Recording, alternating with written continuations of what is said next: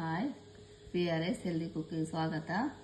ಇವತ್ತಿನ ರೆಸಿಪಿ ಒಣಗಿರೋದು ಅಲಸಂದೆಕಾಳು ಸಾಂಬಾರು ಮಾಡಿ ತೋರಿಸ್ತಾ ಇದ್ದೀನಿ. ಹೋದ ರೆಸಿಪಿನಲ್ಲಿ ಹಸಿ ಅಲಸಂದೆಕಾಳು ಸಾಂಬಾರು ಮಾಡಿದ್ದೆ. ಈಗ ಒಣ ಅಲಸಂದೆಕಾಳುಗಳನ್ನು ಹುಳಿ ಮಾಡಿಬಿಟ್ರೆ ಸಖತ್ತಾಗಿರುತ್ತೆ. ಇದಕ್ಕೆ ಬೇಕಾಗಿರೋಂಥ ಐಟಮ್ಸು ಏನೇನು ಬೇಕಂತ ಇಟ್ಟಿದ್ದೀನಿ, ನೋಡ್ಕೊಳ್ಳಿ.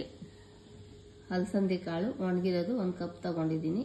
ನೆನ್ನೆಯಿಂದ ನಮ್ಮ ಮನೆಯಲ್ಲಿ ಇಬ್ಬರೇ ಇರೋದ್ರಿಂದ ಸ್ವಲ್ಪ ಕಡಿಮೆ ತಗೊಂಡಿದ್ದೀನಿ. ಜನ ಜಾಸ್ತಿ ಇದ್ದರೆ ಸ್ವಲ್ಪ ಜಾಸ್ತಿ ತಗೊಂಡು ಎಲ್ಲ ಐಟಮ್ಸು ಜಾಸ್ತಿ ಮಾಡ್ಕೊಳ್ಳಿ. ಪ್ರತಿ ಸಾರಿ ಹೇಳ್ತಾ ಇರ್ತೀನಿ.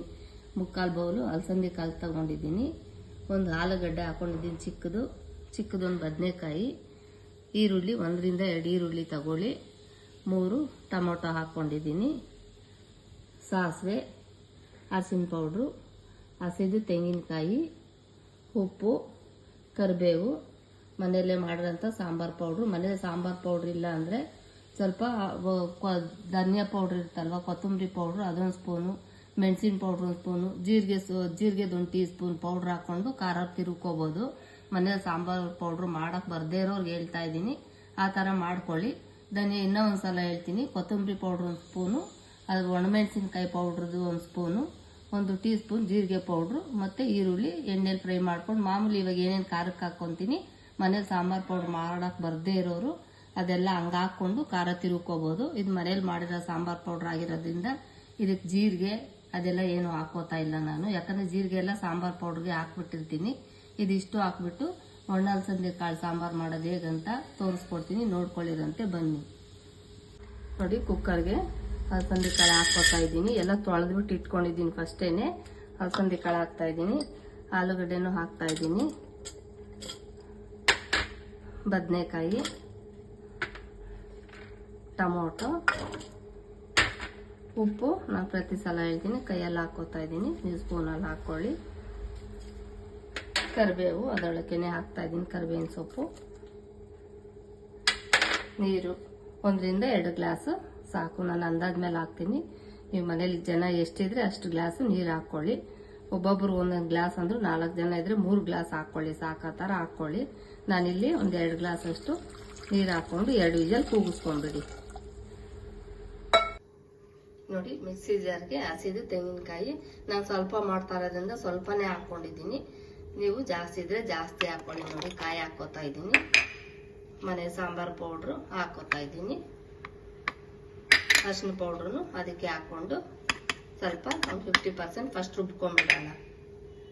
ನೋಡಿ, ತೆಂಗಿನಕಾಯಿ, ಸಾಂಬಾರು ಪೌಡ್ರು, ಅರಿಶಿನ ಪೌಡ್ರು ಅಷ್ಟು ನುಣ್ಣಗೆ ರುಬ್ಕೊಂಡಿದ್ದೀನಿ. ಈ ಕಡೆ ಈರುಳ್ಳಿ ಫ್ರೈ ಮಾಡಿಕೊಂಡು ಇನ್ನೊಂದ್ಸಲ ರುಬ್ಕೊಂಡ್ಬಿಡೋಣ. ಆ ಕಡೆ ಸ್ಟವ್ ಮೇಲೆ ಕುಕ್ಕರು 2 ವಿಜಲ್ ಕೂಗ್ಲಿ ಅಂತ ಇಟ್ಟಿದ್ದೀನಿ. ಈ ಕಡೆ ಸ್ವಲ್ಪ ಒಂದರಿಂದ ಚಿಕ್ಕದೊಂದಾದರೆ ಸಾಕು. ಸ್ವಲ್ಪ 1-2 ಸ್ಪೂನ್ ಅಷ್ಟು ಎಣ್ಣೆ ಹಾಕ್ಕೊಂಡು ಚೆನ್ನಾಗಿ ಫ್ರೈ ಮಾಡ್ಕೊಳ್ಳಿ. ನೋಡಿ, ಈರುಳ್ಳಿ ಇಷ್ಟು ಕಲರ್ ಬರೋ ತನಕ ಹುರ್ಕೊಳ್ಳಿ. ಸಾಂಬಾರು ತುಂಬ ಟೇಸ್ಟ್ ಇರುತ್ತೆ. ಈ ಥರ ಎಣ್ಣೆಲಿ ಈರುಳ್ಳಿ ಚೆನ್ನಾಗಿ ಬ್ರೌನ್ ಕಲರ್ ಬರೋವರೆಗೂ ಹುರ್ಕೊಂಡ್ರೆ ತುಂಬ ಟೇಸ್ಟ್ಗೋಸ್ಕರ ಈ ಥರ ಫ್ರೈ ಮಾಡ್ಕೊಳ್ಳೋದು. ಸುಮ್ಮನೆ ಹಂಗೆ ಫ್ರೈ ಮಾಡ್ಕೊಂಡು ಹಾಕೊಂಡ್ಬಿಟ್ರೆ ಈರುಳ್ಳಿ ಹಸಿ ಸ್ಮೆಲ್ ಬರುತ್ತೆ. ಅದಕ್ಕೆ ಆ ಸ್ಮೆಲ್ಲೆಲ್ಲ ಹೋಗೋವರೆಗೂ ಹುರಿದ್ಬಿಟ್ಟು ಈ ಥರ ಬ್ರೌನ್ ಕಲರ್ ಬಂದ್ಬಿಟ್ಟಾದ್ಮೇಲೆ ಖಾರಕ್ಕೆ ಹಾಕೊಂಡ್ಬಿಡೋಣ. ನೋಡಿ, ರುಬ್ಬಿದ್ದೀನಲ್ವಾ, ಅದನ್ನು ಇದ್ರೊಳಗಡೆನೆ ಹಾಕೋತಾ ಇದ್ದೀನಿ. ನೀವು ಬೇಕಾದರೆ ಟೊಮೊಟೊ ಒಂದೇ ಬೇಡ, ಸ್ವಲ್ಪ ಹುಣಸೆಹಣ್ಣು ಹಾಕ್ಕೋತೀನಿ ಅಂದರೆ ನೀವು ಹುಣಸೆಹಣ್ಣು ಹಾಕ್ಕೋಬೋದು. ನಾನು 3 ಟೊಮೊಟೊ ಹಾಕಿರೋದ್ರಿಂದ ಹುಣಸೆಹಣ್ಣು ಹಾಕಿಲ್ಲ. ನೀವು ಇಲ್ಲ ಟೊಮೊಟೊ ಹುಣಸೆಹಣ್ಣು ಹಾಕೊಂಡಿದ್ರೆ ಟೊಮೊಟೊ 2 ಹಾಕ್ಕೊಳ್ಳಿ. ನಾನು ಇಲ್ಲಿ 3 ಹಾಕಿರೋದ್ರಿಂದ ಹುಣಸೆಹಣ್ಣು ತೋರಿಸ್ತಾ ಇಲ್ಲ. ನೀವು ಬೇಕಿದ್ರೆ ಸ್ವಲ್ಪ ಹುಣಸೆಹಣ್ಣು ಹಾಕ್ಕೊಳ್ಳಿ.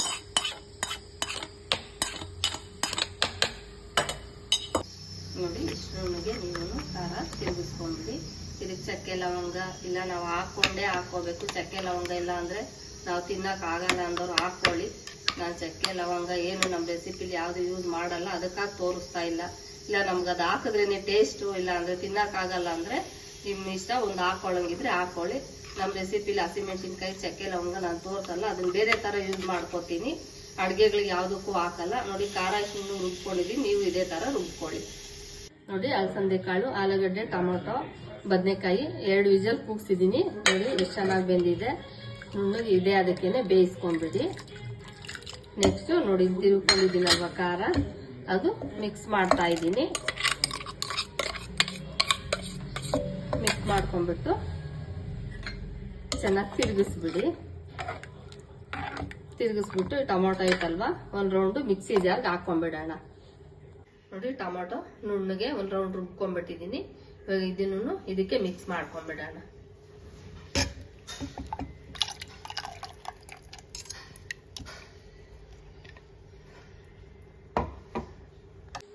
ನೋಡಿ ಒಗ್ಗರಣೆಗೆ ಎಣ್ಣೆ 2 ರಿಂದ 3 ಸ್ಪೂನ್ ಹಾಕೊಂಡಿದೀನಿ. ಉರಿ ಮೀಡಿಯಂ ಅಲ್ಲಿ ಇಟ್ಕೊಳ್ಳಿ. ಸಾಸಿವೆ ಹಾಕ್ತಾ ಇದ್ದೀನಿ.